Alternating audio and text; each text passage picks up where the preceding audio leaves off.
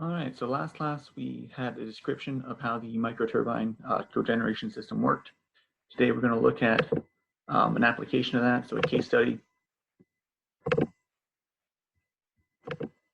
It's going to involve a textile manufacturing company located in New Orleans. So obviously we want success of this is going to depend on a number of factors: operational, technical, economic compatibility with what's actually happening. We want to make sure that this is a good application for microturbines. So numerous applications have been defined. One of these is this textile manufacturing plant in New Orleans, like I mentioned. So you're going to focus on the operational characteristics of the company, total costs in terms of investment and operating costs, as well as the payback period of the proposed microturbine cogeneration system. So description of what's actually going on. The company provides textile manufacturing services, as well as washing and drying printed textiles. So hot air and hot water are required. So for that, you have an oil-fired steam boiler to produce the hot water and the hot air, capacity of 15 tons per hour. So that gives you the hot water for washing purposes. Drying is carried out using 3 setting machines. So each setting machine, these guys down here, have hot oil coming in at 260 degrees Celsius from the oil heaters. So these guys over here. And then that's used to heat the ambient air, then pushed through some air filters, and that air is then used to dry the textiles. So right now, the company is wholly dependent on grid power, so all their electricity to run all these pieces of equipment comes from the grid. The company operates 250 days a year, 24 hours a day, divided into 2 shifts, so the day shift and a night shift. And obviously, that's 350 days per year, not counting any sort of power failures, machine breakdowns, any major scheduled maintenance. Day shift operates full capacity, night shift operates at 50% capacity. The existing equipment that they have right now that we could also use with the microturbines are 3 oil heaters, 300 kilowatts each. For the day shift, they have 2 of those operating. Night shift, only 1 operates. So full power is basically 2 of the oil heaters operating. The 3rd oil heater serves as a standby unit. So again, if one of those breaks down, you can just switch over to the 3rd one without having to shut down the entire plant. Current utility charges, they have a power consumption rate of 17,000 kilowatt hours per day. Current grid prices for electricity is 28 cents per kilowatt hour, giving the a monthly electric bill of almost $140,000. And then the fuel supply, natural gas at 1.8 bar gives you a cost of $8 per million BTUs. So if the company wants to reduce its total energy cost by as much as 50% through the use of a microturbine. So if you bring a microturbine in, can we get up to 50% dependence on the grid? So that's basically what this case study is. We want to look at the feasibility of bringing in a microturbine to see if we can reduce the overall reliance on the grid and also its monthly electric bill. So the microturbines are going to support the setting machines. The 3 oil heaters also going to be considered for integration. So can we still use them in some way in addition to the microturbines? So the combustion air inlet manifolds to the burners of the oil heaters are designed to receive a mixture of ambient air and microturbine exhaust for supplementary firing. So that's why I want to keep them around. So if we can attach those to the end of the microturbines and still use those off the exhaust, that's going to result in increased combustion efficiency and energy conservation. So next up, do the thermoeconomic evaluation of this system. So technical considerations, want to look at the company's power consumption profile, the load factor, and the quality of the thermal energy. So electricity demand from the grid is 17,000 kilowatt hours of low tension power per day. Again, we want to reduce this by roughly a half. Out of the 1,700 kilowatt hours consumed, 2/3 are used during the day shift and 1/3 during the night shift, because day shift at 100%, night shift at 50. So when we look at this, we only look at looking at the day basically. So out of the 17,000 kilowatt hours, only 11,000 are operated during the day. So we're going to need about 5,500 kilowatt hours per day supplied by the microturbines.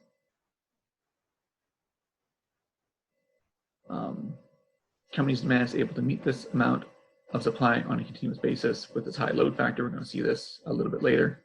So it operates a lot of the year, 24 hours a day, 350 days a year. So that's a lot. It's about 96% of the time it could possibly be working, which is where that number comes from. We'll see that later. So based on that, a bank of microturbines designed in a modular fashion to deliver a total output of 200 kilowatts is proposed. That's what we're going to go with. Another thing to consider is the recovery of thermal energy. So the recovery of the microturbine exhaust thermal energy is proposed to be implemented. So that's again where those burners come into effect. The exhaust of microturbines will be mixed with the incoming air to the gas burners of the setting oven by a duct from the microturbine. So it's essentially preheating the combustion air before it enters the gas burners, which is going to save some electricity. So to meet the total requirement capacity of 200 kilowatts, a number of microturbine models were studied for selection. We decided that 60 kilowatt capstone microturbines suitable for use, and so to get to 200 kilowatts, you're going to use 4 of them. So in terms of economics, obviously you're going to need 4 capstone microturbines. Each of them costs roughly $142,000. So I have 4 of those. I'm going to need the exhaust recovery ductwork to attach that to the burners. That's going to be roughly $25,000. Then I need a power control panel and switchgear for another $5,000.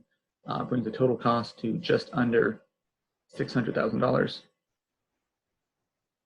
Miscellaneous costs such as consultant fees, engineering costs, cost of land for the cogeneration plant, cost of profit loss due to site downtime, all not included in this. But we're going to go with $600,000 as our cost for this microturbine system.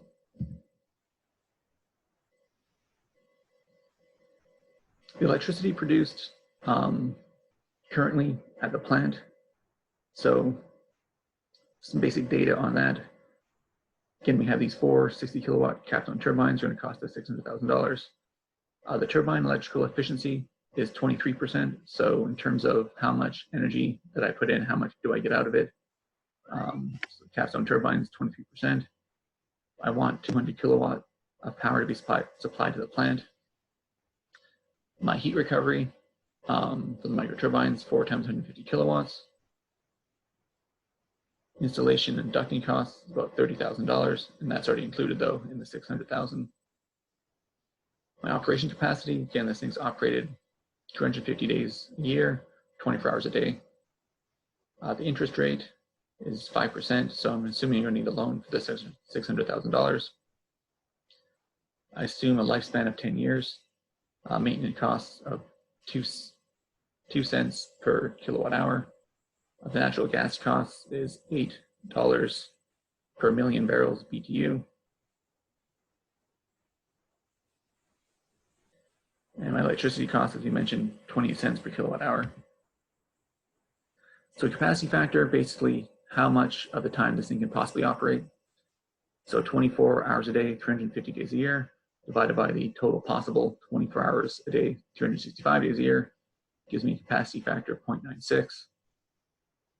A fixed charge rate is how much the total cost be paid each year. This has to take into account the interest rate.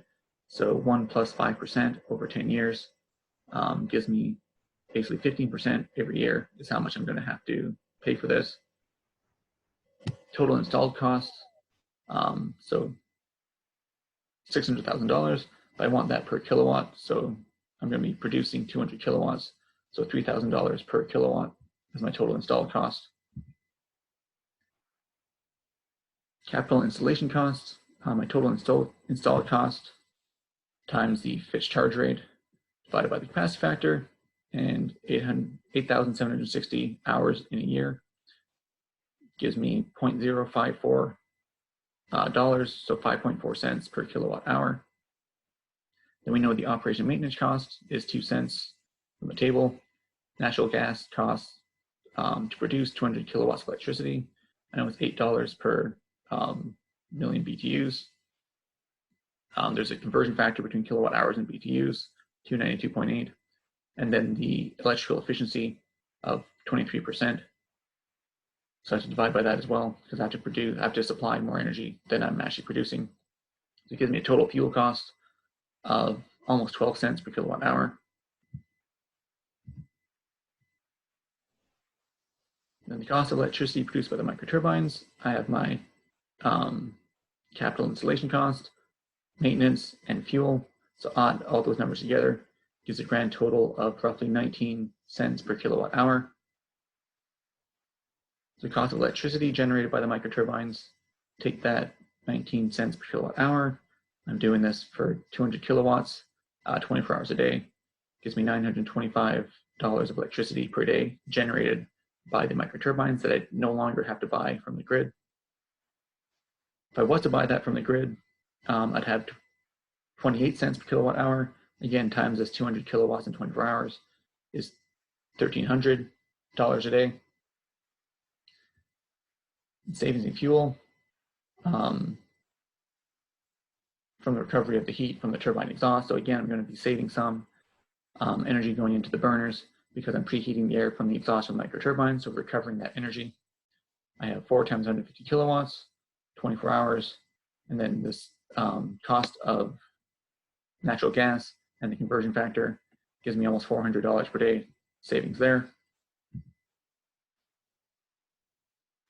So net savings per day, the cost of electricity from the grid plus my fuel savings minus my cost of electricity. So I actually have to pay for the electricity from microturbines, but I'm only paying $9.25 as opposed to $13.44 from the grid, saving that almost $400. So total savings just over $800 a day. And then per year basis, so $812 a day over 350 days a year gives me $284,000 that I'm saving every year using the system. Payback period, total cost $600,000, saving $284,000 a year, just over 2 years, and I'll have my money back essentially. So this sounds like a pretty good system to use for this purpose.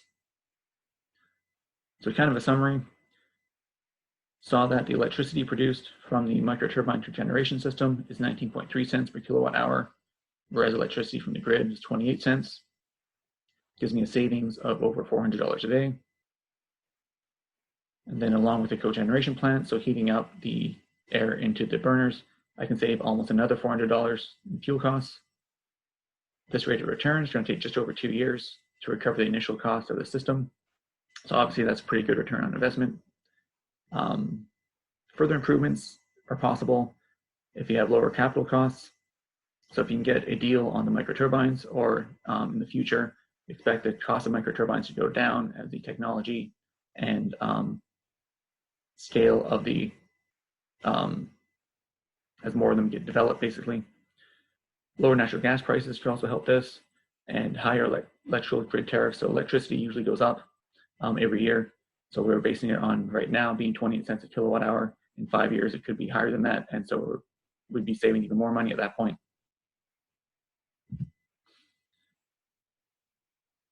So some issues might need to be addressed in order to prove this financial outcome. Reduction in the payback period can include reductions in capital costs of the microturbine, and increase the ratio of electricity to gas costs. Again, like we just saw, gas or electricity prices usually go up a bit. Gas is a bit more volatile, but electricity almost always goes up. So again, as time goes on, we expect our savings to be even better. Another thing in this case study is that it had a high capacity factor. That's beneficial to the microturbines because microturbines are most efficient if they're run continuously. So the fact that plant is run 24 hours a day, 350 days a year. That helps with the efficiency of the microturbine. So that's causing maximum utilization of the microturbine technology. So obviously, if you had to turn the microturbines off, you wouldn't be saving that money, and so that would affect the bottom line. Another thing about this particular case is that the approach in drying textiles, you have hot filtered air over the wet fabric in the fabric setting machine. So the fact here is that the air is filtered. Current practice of heating up the ambient air is through an oil to air heat exchanger, where hot oil is generated by the oil heaters, and then it's filtered and passed over the textiles. In terms of the microturbine exhaust, which is something that we could use for this as well, it is relatively clean and free from particulates, but does it still need to be filtered or not? So that is a question to be asked in the future to see if we can get even better utilization of this microturbine system and more efficiency, more savings. Even if it does need to be filtered, we can still add filters to it and still use that microturbine exhaust. Obviously, it costs a little bit more to get the filters, but still a possibility to get a better system out of this, more efficient and more cost savings.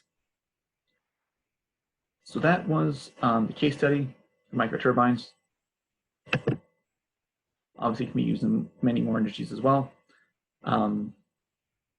So that is the end of today. Next up, we're dealing with wind turbines, so wind energy, wind power generation.